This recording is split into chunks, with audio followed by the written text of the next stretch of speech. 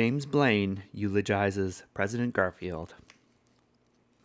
For the second time in this generation, the great departments of the government of the United States are assembled in the Hall of Representatives to do honor to the memory of a murdered president.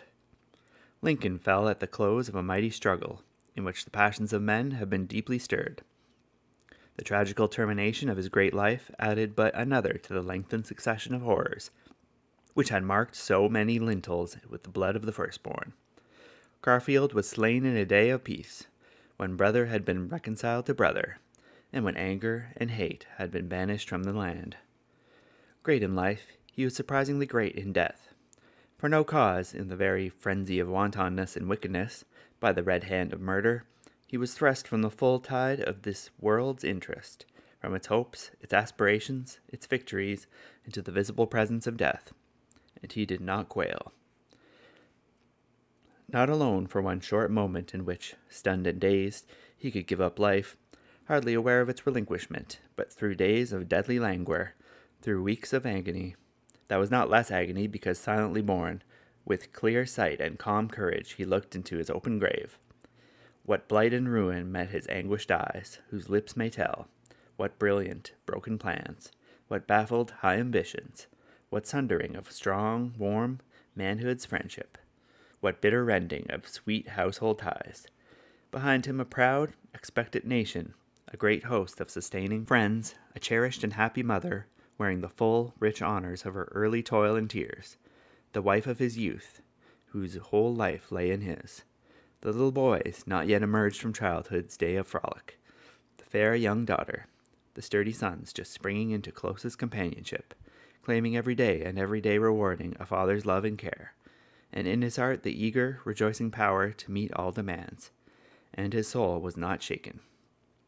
His countrymen were thrilled with instant, profound, and universal sympathy. Masterful in his mortal weakness, he became the center of a nation's love, enshrined in the prayers of a world. But all the love and all the sympathy could not share with him his suffering. He trod the winepress alone.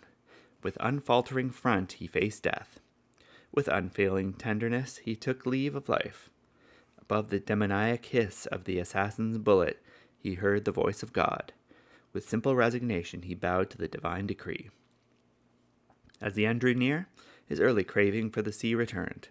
The stately mansion of power had been to him the wearisome hospital of pain, and he begged to be taken from his prison walls, from its oppressive, stifling air, from its homelessness and its hopelessness.